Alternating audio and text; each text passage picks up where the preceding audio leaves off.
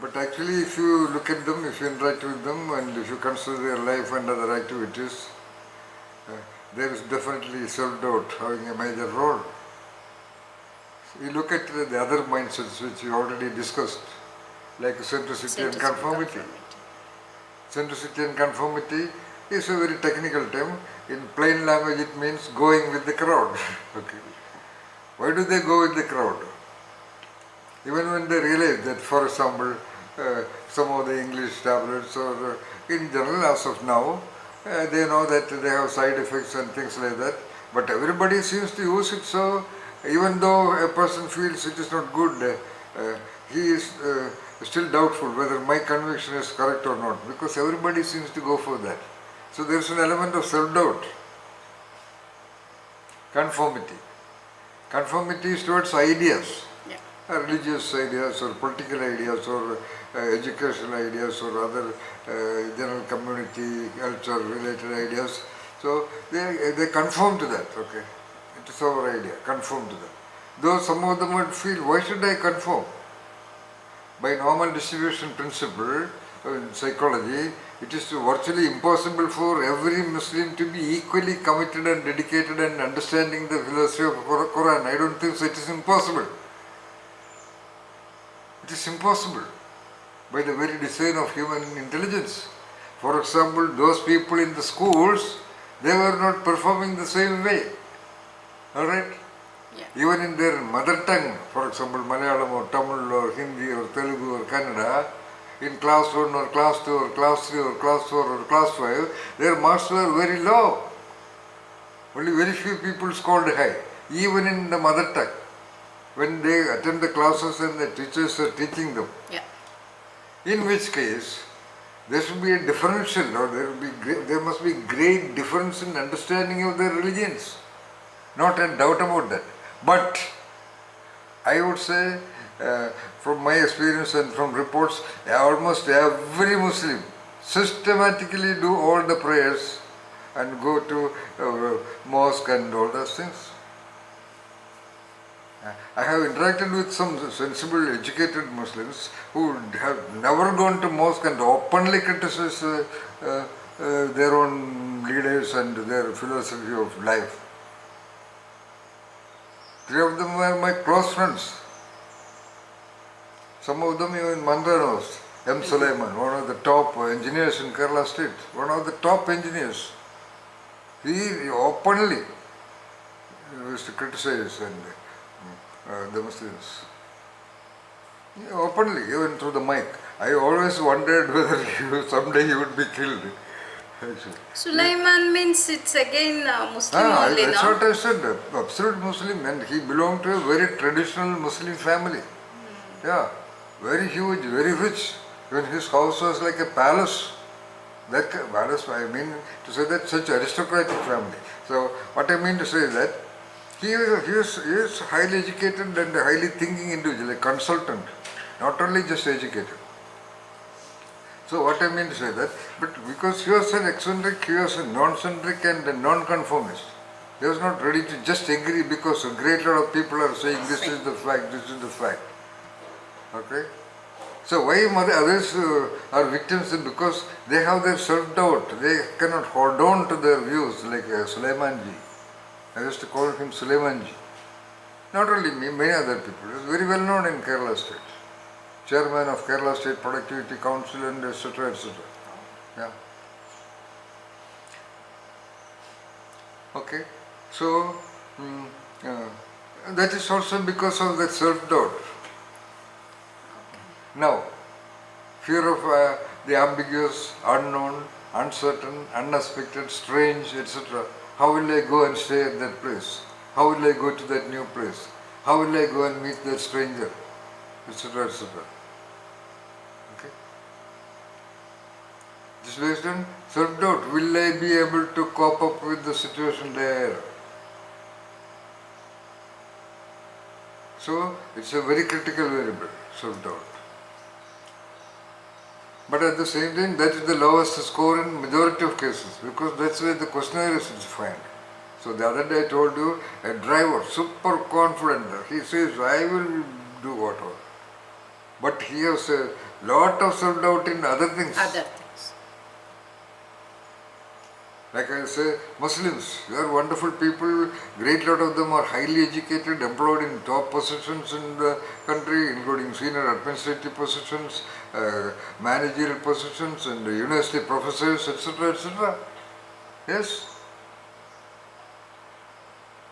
Unlike other so-called, I'm sorry to use the word, scheduled castes and scheduled tribes and etc., where I have seldom found somebody who is highly educated and all that, very rarely. Yeah. Though we had a president of India, but among them, they are like other people, very educated. And a great lot of them are, unlike certain other communities, good in various art forms, singing, dancing, film acting, painting, drama, theatre, poetry, etc. But Friday noon, meaning whatever be the thing, they will go. They'll go. It has happened every time in my training program also. Okay. So training program will be mostly it was 2-day program only because companies cannot afford. I wanted 5-day program, only 2 companies agreed. Then I wanted 3-day program, only about 5 companies agreed. In 2 days, that was the most of the program. So it will be Friday, Saturday always. Okay. Program is going at the real discussion level. This kind of mental blocks course are being discussed. 12 o'clock, 2 people stand up, sir. We have to go to the mosque. Okay, I said okay. Educated in top institutions in the country, working as a very competent marketing guy or a finance guy or a IT developer, etc., project leader and all that. I used to wonder, what do they do there? They have their own logic. I am not criticizing that logic at all. With the folded hands before you. Because go air, So that is because of the self-doubt. If I miss one day, will my seat in the heaven will be that much in the backside?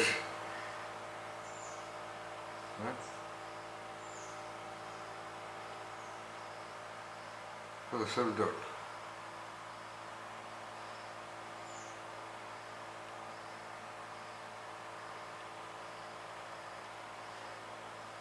Most of them do not ever think about what is this. They are all, for example, in India, they are all living in this culture. Every child in India naturally knows a lot of the ancient parent principles because it is in the environment, it is in their blood. Okay. But still, as far as I know, I have never come across, because I studied in Union Christian College, Alvey, Kerala State, where more than 30% of the students were Muslims only. In my own class, all my close friends were actually Muslims. But at that time, I am talking about 40 years back. They never heard any other things. Nobody knew they were Muslims. Nobody bothered.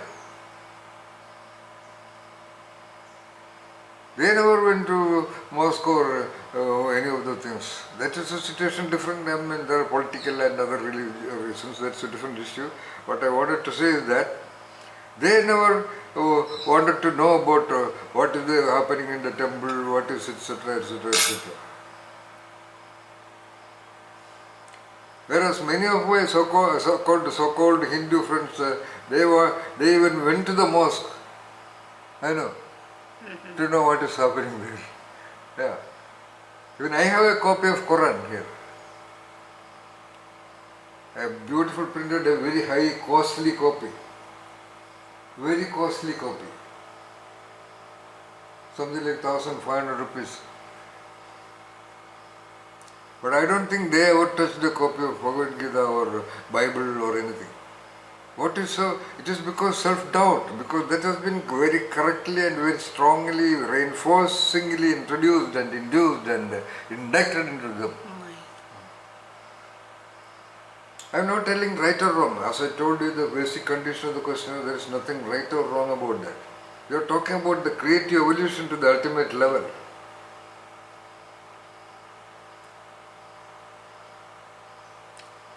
in the good spirit of human condition. Every Muslim or Hindu or Christian are originally human beings, you know. Nobody is at birth a Hindu or a Christian or a Muslim. Never. They are human creatures like the butterflies and the birds and the dogs and the cats. And what is that power? That is precisely, I remind you once again, we are never referring to the right and wrong about religion or caste or community or anything. We are talking only in the terms of the fully functioning human being. The most competent human being. For example, Zakir Hussain, a real genius in the history of Tabla. Yeah. He goes to temples. I don't think he goes to, he might go to mosque, I don't know, but I know he has visited some of the ancient temples and went to near the Sanctum Sanctorum and offered his puja. It was in the video, in the YouTube. But nobody would criticize him. I don't think a Muslim leader has the capacity to criticize him because they are all nowhere near him. Zakir Hussain is a super genius.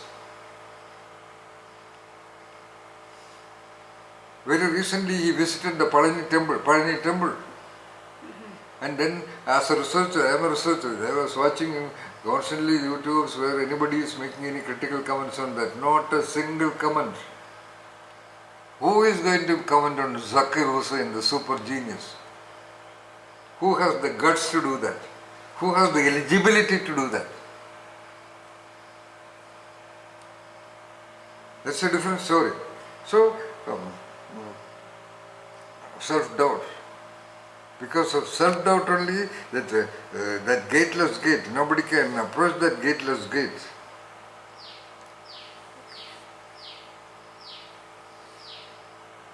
It is deep-rooted. So that's why my question, you understand the word a little bit about self, at least you understand workably, practically that operating thing in you, okay? Which is sitting there, which is having the feelings and emotions and that I in you. And doubt, that you understand very well. Now you sit down and think, why there is self-doubt? In which way it was formed in the mind of people? Come on, tell me. When we don't have the depth knowledge of any activity we want to execute, There is a doubt. then the doubt occurs. So, okay. Or when we do not know a certain subject matter, the teacher is asking question, then there is a doubt. Yes. So, doubt you understand. Yes. Now what could be self-doubt? It's about our I within us. So whether I will be able to do that, I'll have the doubt about myself. Alright, okay, good.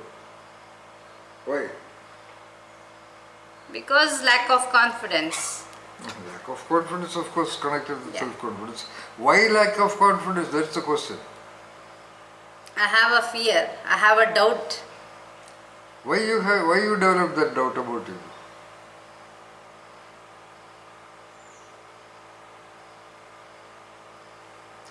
You started correctly. So the subject matter, if you do not know something and there is a question, you are not sure, you have a doubt whether your answer is right or not. Yeah. Similarly, why self-doubt? The answer is very clear. Because I don't know about my within self. Of course, that's why.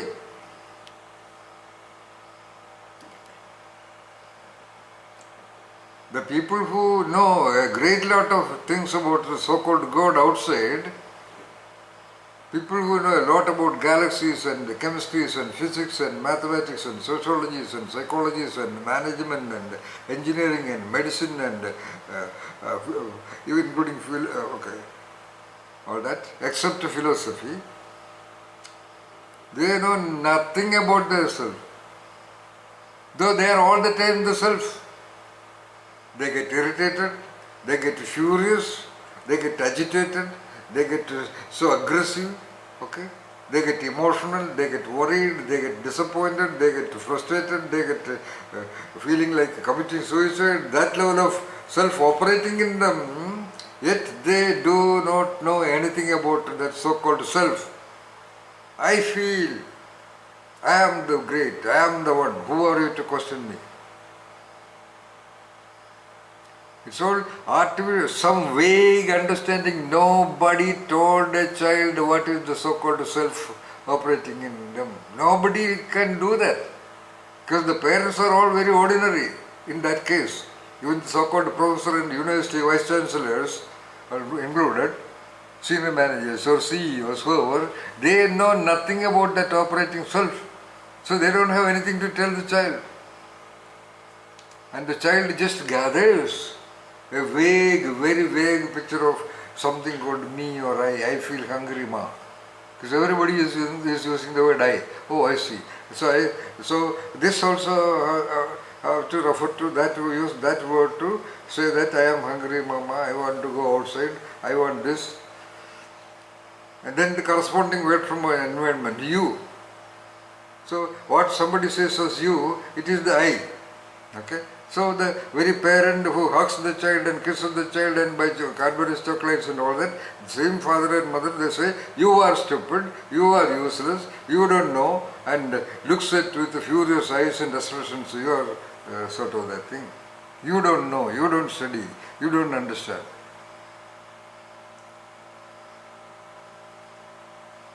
And the child is given no real respect. Especially in India, children are so-called something beloved, but they are treated like nobody. Unlike in the West, unlike in the US. In my interviews, I have realized even very well-known creative people in India, interacting with them as a researcher, I will give a feedback. Okay, sir, that's very highly creative response. Nothing that much, but they are not ready to say, yes, I am creative. Yes, I am competent. They are very scared. Whereas, when I interacted with at least 30 or 40 international students doing PhD in international management, their Indian part was guided by me. And I talked about what do you think about you, and almost there were 23 students, about 19 of them said, sir, I am really a competent student, and 3 of them said, sir, I am creative. As if they say I am a Britisher, they are very cool, I am creative. I remember even one guy, even now, Roger Williams. He said, I am creative, sir. He is the first one who said I am creative. Then 2, 3 others also said.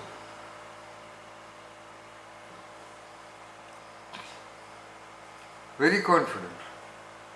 Similarly, with that group, I received them in Ahmedabad airport, because I had to receive them, and we were all traveling in a bus towards the place they were staying, and that I was asking them, what is your father? One of them said, my father is a university professor, another one said he is a senior manager, and another said something, and then there was a girl, I remember her name, Shailina Dhanani, that was her name, she is a British. She said, my father is a laborer. The same way the other guy says, my father is a university professor, she is saying, my father is a laborer. Then I asked her, what does she do? He said, she is working in a medicine manufacturing company. They have their storeroom underground, and cartons are packed, and when the truck comes for loading, he goes down the steps and carries it on his head in the box and bring it and pack it in the truck. Very cool.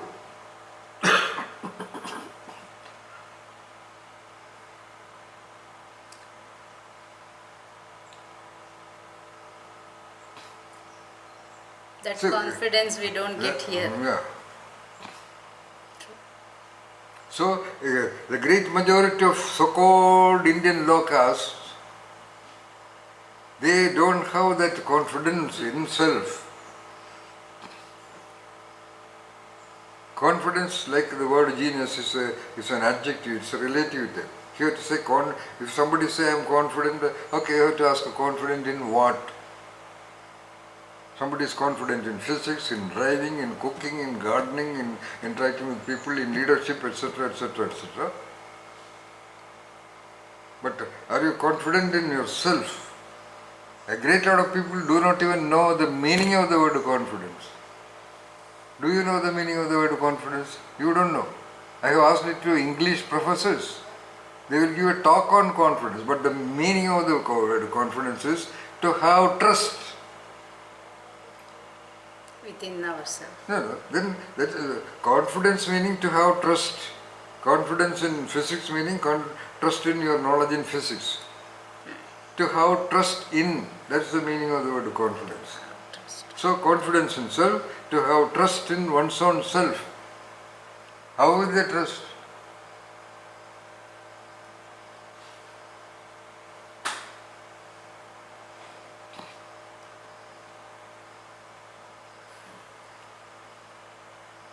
An engineer or a university professor in management or related subjects, sociology or so-called social sciences, I have never come across even one who reads a higher-end philosophical treatise. Most scientists, so-called scientists in the world as well as in India, they consider it philosophy as something humiliating. Oh, you are talking philosophy.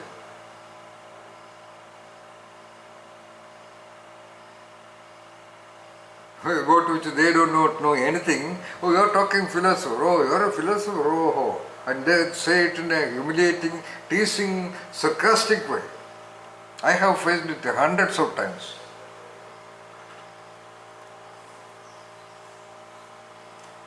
And they say, you are philosopher. Be practical. Be practical.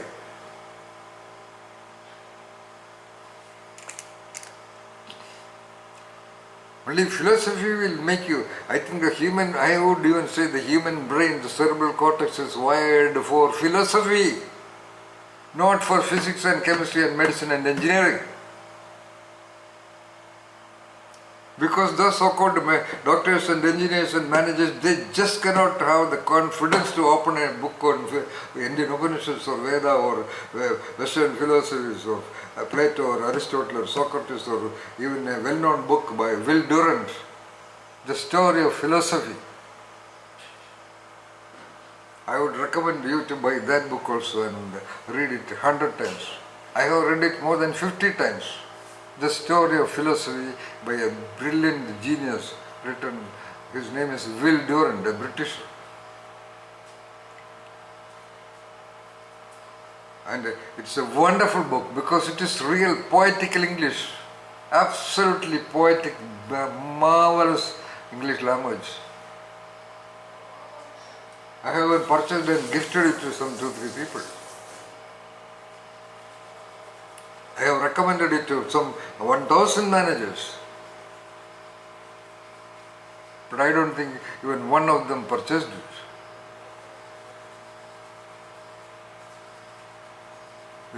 Because they do not have the self-confidence to approach it and see what it is. This fellow is talking a lot about it, what it is. They don't have even the opening of that even. Had they read it once, they would not have any stress or a conflict in life. Because it is such a beautiful narration of the greatest minds of the West, starting with Socrates and Plato and Aristotle and Nietzsche and Schopenhauer. Okay, forget about Indian thing.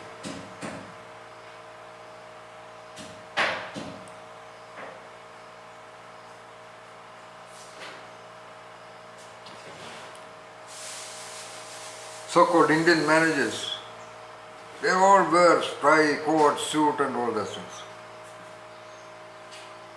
They don't have the guts to wear the kurta and at least kurta and jeans.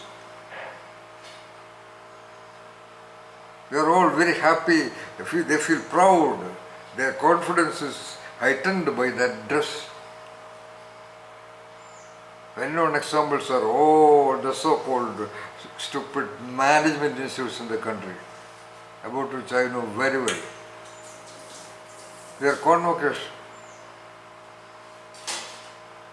or their interviews, every one of them go for interviews in full western dress, boys and girls.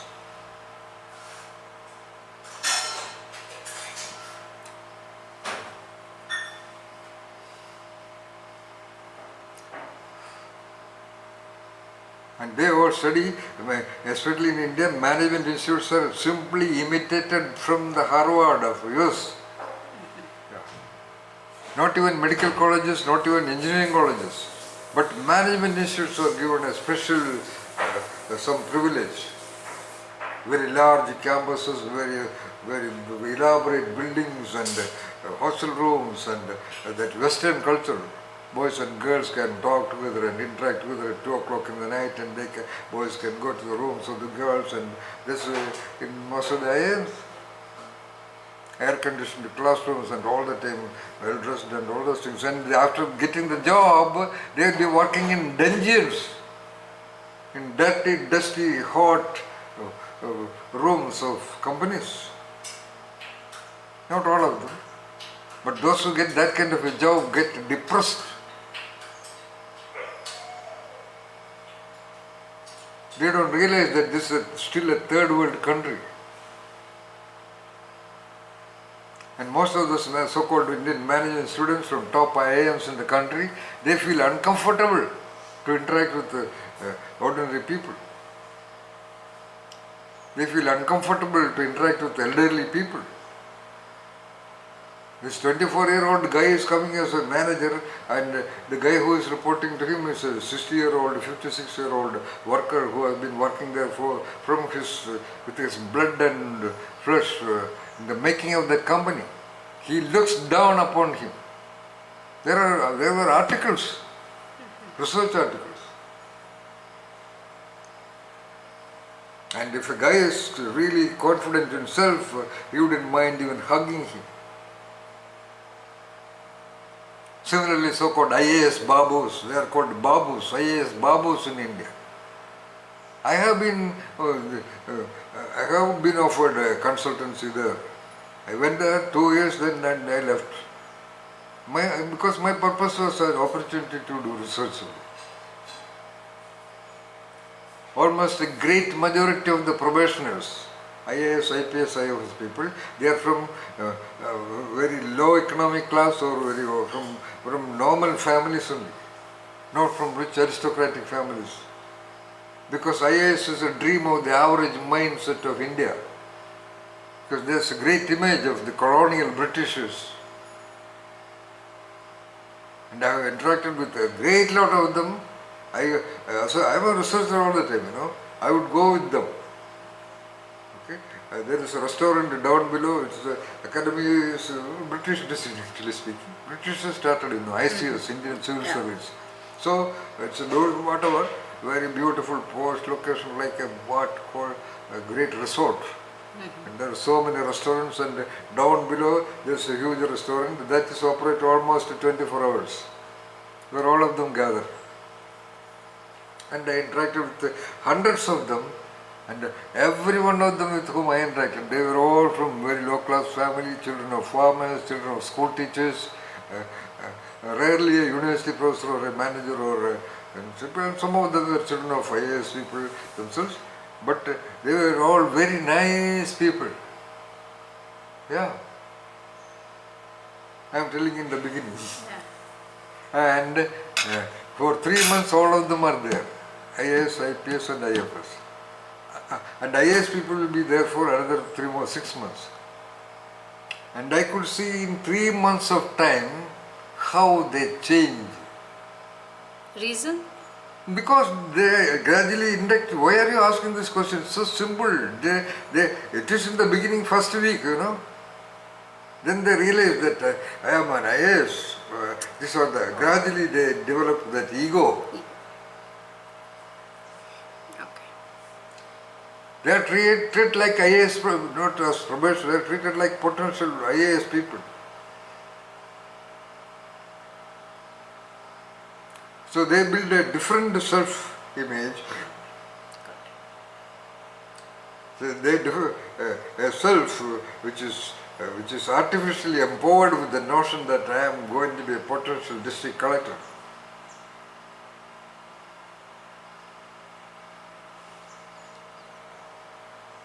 I have studied some of the district collectors, absolutely self-confident, and they dress very normally in the office, and they walk around and they go to places, they interact with the local people, They go to shop and purchase their groceries.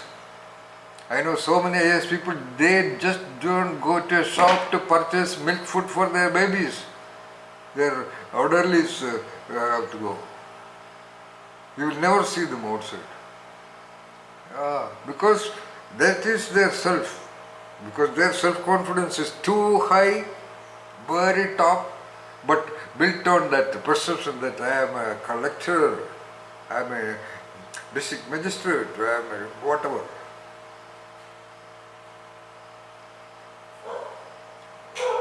In fact, in this village, I am here for the last 12 years, I have never heard of the district collector of Coimbatore coming here even once.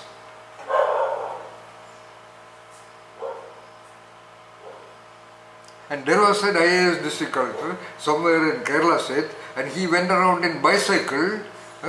It was in the video, and I saw another at least 6 videos, including by popular TV channels, blaming him, sarcastically commenting on him and saying that he is trying for cheap popularity.